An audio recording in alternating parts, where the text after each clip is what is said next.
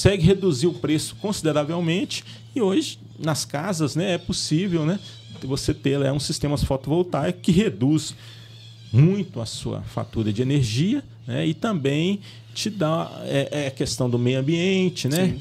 Então tem muito essa pegada, né? A parte de inovação, a parte de tecnologia tem muito essa pegada, né? De tentar reduzir os custos, né? Oferecer o máximo de serviço, né? E atender. Não só de energia solar, mas a tecnologia como um todo, né? Ela sempre passa por dois processos, né? Que é de miniaturização e de maximização de eficiência. São as duas coisas ali que regem o segmento da tecnologia. Antes você tinha um telefone que ele tinha que ser gigantesco, ele tinha que ser parado, conectado ali num lugar bem específico. Aí depois você foi passando a ter um telefone que ficava dentro do carro, né, que você já conseguia ter uma mobilidade com ele. Depois passou para o telefone móvel, né, mas ainda muito grande. Tudo isso vai diminuindo e aumentando a eficiência. E isso expande para inúmeros outros ramos, né?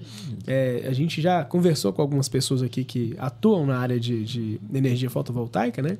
A gente até teve uma conversa uma vez muito interessante, eles falando do quanto que os painéis solares desenvolveram ao longo de poucos anos. Exato. Ele falou, Heitor, quando a gente começou a mexer com energia solar, né, pessoal? Quando a gente começou a mexer com energia solar, a eficiência de um painel era baixíssima.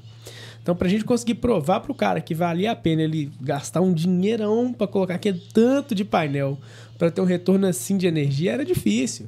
Só que aí, com, né, o advento do pessoal ver que era uma energia que ela sempre estaria ali, principalmente na região nossa aqui de Curvelo, que é uma região privilegiada demais para isso. Perfeito. E tem várias outras regiões, mas eles viram que existia essa demanda pela energia fotovoltaica e os painéis, apesar de não terem diminuído tanto de tamanho, né, mas eles conseguiram diminuir de peso, conseguiram, né, ser mais fáceis de instalar. Todo o sistema que rege a energia fotovoltaica ele ficou mais fácil de ser instalado e maximizar a eficiência, que foi o que se tornou crucial para ser um sistema tão difundido hoje. Né? Eu acredito muito nessa parte da tecnologia. Eu imagino que é a coisa que abrilhanta os olhos seus aí também. Né? Exatamente. Né? A CEMIG, né, ela tem um estudo, né, que é o Atlas Solarimétrico, e aqui a região nossa aqui é a quinta melhor no estado. Então legal, tem lá Januária, tem a parte de Janaúba, Paracatu e Unai, né? Uhum. E a quinta melhor local de você instalar sistemas fotovoltaicos é aqui em Curvelo. E Três Marias, né? Curvelo. Uhum. Tanto é que a gente vê aqui em Minas Gerais, né, a quantidade de usinas fotovoltaicas de grande porte, né? Lá em Pirapora, né? Esse primeiro foi a maior que teve na América Latina. Lá também eles fizeram uma maior do que essa. Lá em Januária, lá agora, né? Jaíba, lá estão fazendo uma maior do que em Pirapora. Ainda, né? Então é uma utilização muito interessante. Isso é legal demais, cara. Eu assim, você falando de Paracatu, Unai, Três Marias, são cidades pelas quais eu transitei muito. Eu já trabalhei em Unai e trabalhei em Paracatu. Então sempre, quando eu precisava sair de lá e vir para cá, eu passava pelas três cidades, né? Saí do Unai, passava por Paracatu e passava por Três Marias. E desde muitos anos já eu visualizava uma área ali em Três Marias, na beira da estrada, que cada dia que você passava lá, parece que eles tinham colocado mais painéis solares lá, né? Para gerar essa usina aí. E assim, você vê que tudo isso parte fruto de uma necessidade. No último podcast que a gente fez aqui, nós conversamos com um pessoal muito bacana também. E eles falaram que eles foram responsáveis ali pelas obras da fábrica da Amed aqui. E eles comentando, Heitor, para a gente conseguir a obra lá, a obra andando tudo bonitinho, tudo, no meio da obra a gente descobriu que a gente ia ter um problema de energia, que não ia ter energia suficiente para a gente conseguir nutrir a fábrica lá. Aí vai eles criarem, né, uma junta ali da CEMIG, pensar numa solução que pudesse ser viável para eles. Aí criaram uma subestação e tudo. Mas agora, você tem, né, por um lado muito bom, você coloca as placas fotovoltaicas nas casas ali, você deixa de consumir da rede principal da CEMIG, né? E alivia um pouco, né? Se você tiver uma rede sólida, bem construída, bem consistente, que às vezes não é tão boa assim, mas considerando os melhores parâmetros, é uma facilidade para todo mundo, né, cara? Com certeza. E nesse estudo, né, ele é interessante porque, assim, aqui no Brasil, né, em Minas Gerais, norte de Minas aqui, tem uma abundância grande na parte de radiação. Mas, além disso, também tem a questão que não é uma terra agricultável, não é uma terra indígena, é muito plana. Sim. É a questão também que tem muitas linhas, né, de transmissão. E a CEMIG tem ampliado isso cada vez mais. Então, isso aí facilita, né? Tanto é que Minas Gerais, né, é um sucesso aí nessa parte aí de aproveitamento do sol.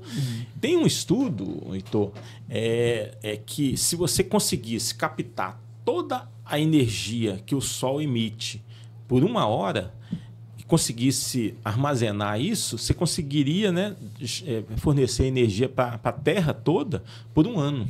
Então, você pega, cara, 1 hora, pegasse toda a energia que o sol irradia, né? E conseguisse armazenar, você conseguiria a Terra aí, ó, ficava 1 ano aí sem precisar de outra fonte de energia. Então, caramba, assim, o sol está aí, né? É abundante, é o que você falou, né? Brilha os olhos, uma situação. Então, cada vez mais a gente tem que estudar mais essa questão aí de aproveitamento aí dessa radiação. Produzir, né, módulos fotovoltaicos mais eficientes cada vez mais. A gente está vendo isso, né? Agora existe essa melhora? Está tendo, muito. Nossa. Agora tem o bifacial. O bifacial, você consegue gerar energia tanto na parte da frente do módulo quanto de trás, porque tem o reflexo, né? Então, alguns locais, né, que tem muito utilizado naquela brita meia branca. Aqui nessa região aqui tem muita, bastante, né? Que é o quartzo. Então, refletindo, né, você consegue aumentar ali em torno de 30% aí do que o módulo já fornecia. Então, esses estudos que estão sendo realizados estão cada vez mais possibilitando, né, a utilização dessa tecnologia. E uma coisa que o mundo todo está estudando é a questão do armazenamento. Isso é um problema grande hoje, não é? Muito grande, né? Porque hoje as baterias, né? Deixa eu te perguntar, quais são as principais baterias hoje que a gente tem para poder fazer armazenamento desse tipo de energia? Então, é o lítio, né? Assim, você fala tecnologia, é o lítio. Mas assim, o mundo todo está estudando uma maneira, logo eu acredito que vão encontrar alguma coisa aí diferente, né? Porque tem muitas terras raras aí, né? Minerais aí que estão sendo muito estudados, porque quando surgir essa tecnologia, por exemplo, o carro elétrico, o grande problema do carro elétrico é a bateria. Bateria. É pesada, tem uma vida útil, né? Sim. E curta, né? Curta e muito cara. Então, ou seja, o mundo todo está estudando uma maneira e a gente está percebendo isso, né? Porque antes o carro elétrico tinha um desempenho muito pouco. Hoje está falando de carro elétrico e rodar 1.000 quilômetros. Sim. Né? Então, ou seja, tem melhorado bem. Mas uma hora vai surgir alguma coisa aí que vai resolver tanto o problema do carro elétrico quanto também do armazenamento aí dos sistemas fotovoltaicos. Porque o sistema fotovoltaico é isso, né? Enquanto tem a luz do sol, você está gerando. À noite, não tem. Então, ou seja, se você tiver uma condição de armazenar... para deixar para o período noturno. Noturno seria ótimo. Porque hoje, o que é a bateria? É a concessionária. Sim. Né? Então, durante o dia gera... Você está jogando para a concessionária e à noite a concessionária está jogando para você. Está jogando para você, exatamente. Você fica naquele jogo ali, né? Eu vejo assim, a gente falando de bateria, né? Eu vou pontuar uma coisa aqui que às vezes tem a ver, mas não tem tanto.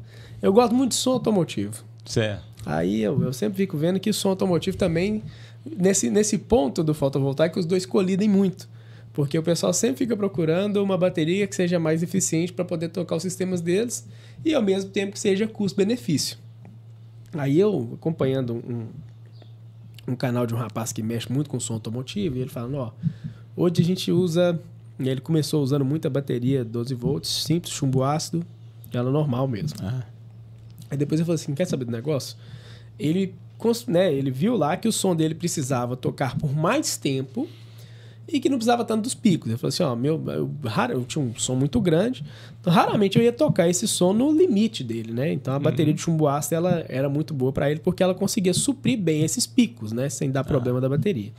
Quando ele viu que ele não estava gerando tantos picos, ele falou assim, vou trocar todo o meu sistema por bateria estacionária. Aí trocou por bateria estacionária. Aí ficou um bom tempo com a bateria estacionária ali também, que também é de chumbo ácido, né? Mas ela é um processo diferente um pouco. Aí depois ele viu e falou assim... Não descarrega tão rápido, mas também não aguenta tantos picos assim com frequência, né? Aí ele viu ela ali, daí a pouco alguém indicou ele trocar por bateria de gel. Aí pegou a estacionária, trocou por bateria de gel. Aí ele falou, pô, mas todo dia uma bateria nova, né? Mas tá bom, essa aqui de gel tá bacana pra mim, tá suprindo. Agora vamos ver a questão de vida útil. Que a de gel já conseguia fazer o das duas. Ela consegue suprir bem os picos e consegue estacionar muito bem a energia. Aí depois ele trocou de novo, que foi a de lítio ferro fosfato, né? Que chama de LiFePO4. Certo. Aí ele colocou todo no sistema de LiFePO4. Aí agora, ele comentando que ele já está estudando, né, trocar pela bateria de lítio. Aí ele falou assim, ó, a bateria de lítio ela consegue suprir tudo que as outras me propuseram, mas o que eu quero, né, inclusive a vida útil dela é muito maior que todas as outras, tanto que a lítio ferro fosfato, quanto a de gel, quanto que a de chumbo ácido. O problema dela maior para ele na ocasião era preço. Isso. Ele falou assim, ela é muito menor, muito mais eficiente, muito mais bacana, mas preço. Mas preço é uma questão que desenvolvimento tecnológico, com o tempo, ele vai reduzindo. Quando está né? tendo mais uso, né? Quando aumenta a demanda ali... E a gente vê que, assim, é um caso isolado, mas que é um caso que já serve para acontecer esse aumento de demanda, né? Você vê que o cara utilizou várias baterias que, para ele, foram boas, serviram para ele até um tempo, mas agora ele conseguiu pegar baterias muito menores, que fazem a mesma função das outras ali, mais leves, mas que ainda tem um custo muito elevado. Mas que à medida que isso aí vai... né, entrando no mercado, né? No mercado fotovoltaico, igual você falou, as baterias de lítio elas são as ideais, vamos colocar assim para o mercado. Tudo isso vai, com o tempo, vai diminuindo o preço, né? Hoje eu estava até lendo um artigo sobre, eles chamam de BES, né? Que é bateria, Battery, Energy, Storage e System. Então, é um sistema de armazenamento de bateria, né, através da energia. Né? Sim. Então, porque antigamente, quando você ia fazer um show, alguma coisa, você contratava aquele gerador, motor diesel. Isso, motor diesel. Barulhão, uma poluição, você colocando diesel ali.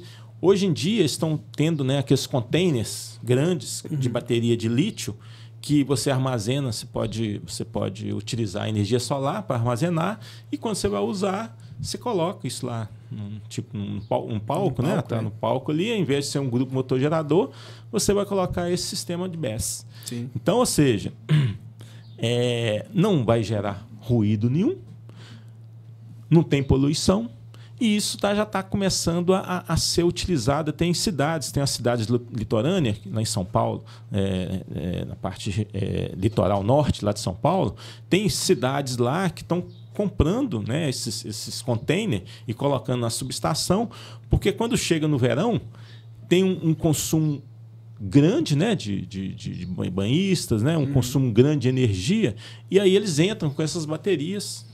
E antes, né, caía muita energia, fornecimento, né, multa que tem que pagar, aquela coisa toda. Hoje em dia eles estão com esses bancos, né, de bateria que estão sendo utilizados aí de uma forma bem interessante aí. Ou seja, com certeza os custos, né, disso aí vai cair. Já estão caindo bem. Isso é bacana demais, cara. E deixa eu te perguntar, a gente agora trazendo essa realidade do, né, tanto da inovação tecnológica, energia fotovoltaica, e juntando com a cidade nossa aqui de Curvelo. Né? A gente agora tem, igual o senhor mencionou aí, a gente tem um curso de engenharia de energia e tudo. Qual que é a expectativa que o senhor enxerga de unir essas três coisas? A inovação tecnológica, né? As energias renováveis, não vou só me reduzir a fotovoltaica, e a integração com o novo curso aí do Cefet, com a engenharia de energia. O que isso pode abrilhantar, acrescentar para nós aí? Então, o Cefet, ele tem essa missão de onde ir, né, onde que está implantado, né, procurar desenvolver também extramuro. Né? Então, a comunidade, a gente percebe nitidamente como que a cidade... Eu vou abrir um parênteses depois nessa fala sua. Mete o cepo. Então, ou seja, a gente percebe nitidamente, né, quando a implantação do Cefet aqui há 15 anos atrás, né, foi em 2010, houve um desenvolvimento interessante aqui na cidade. Até mesmo novos públicos, né, vindo, né, a questão da educação, né, gera uma receita boa para a cidade. a gente está num momento bem interessante também de desenvolvimento, né? A prefeitura a gente vê, né, que está trabalhando, né, trazendo empresas boas aí. Então, ou seja, é necessário a gente criar uma tríplice aliança, que seria a universidade, a academia, né, gerar talentos, juntar com as empresas, né, que pode gerar as demandas necessárias aí da cidade, né, da empresa, e também o governo. O governo municipal, no caso aqui, né, se a gente conseguir formar essa tríplice aliança, né, é uma coisa muito interessante. Eu tive uma oportunidade, foi ter o Sebrae, né, levou a gente lá em Porto Alegre. Isso foi ano passado. Várias cidades, várias pessoas, né, de várias cidades aqui de Minas Gerais participou desse evento, né? Daqui foi o professor Everton, lá da FAC, né? E eu, do Cefet. Então, eles levaram a gente lá para conhecer os hubs de inovação que foram criados lá recentemente. E lá, essa união dessas três, chama de tríplice hélice, né?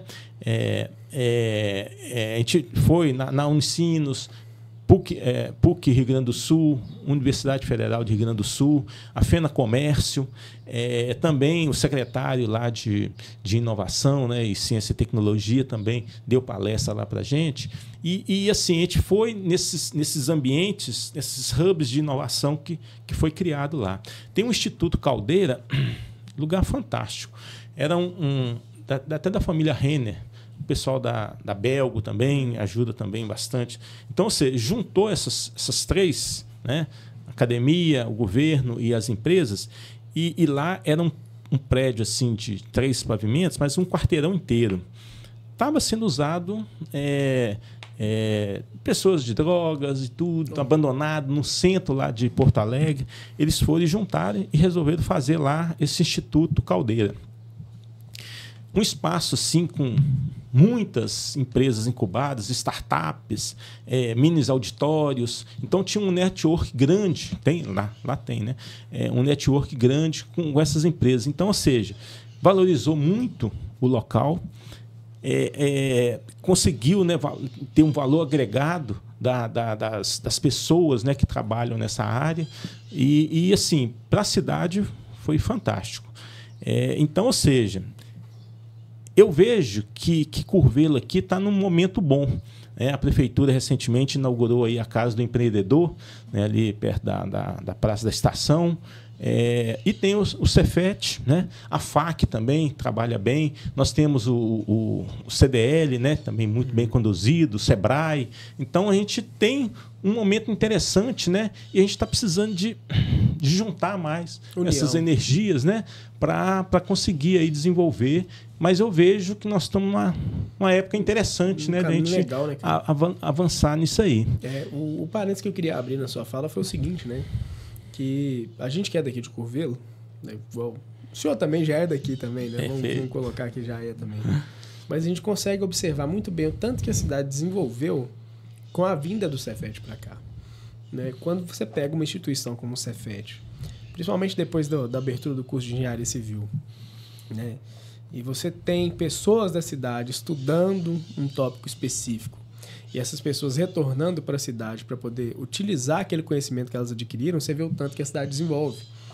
Né? A gente vê que Curvelo, por exemplo, passou por uma transformação viária muito grande. Né? As rodovias aqui eram assim, cara, a maioria era horrível.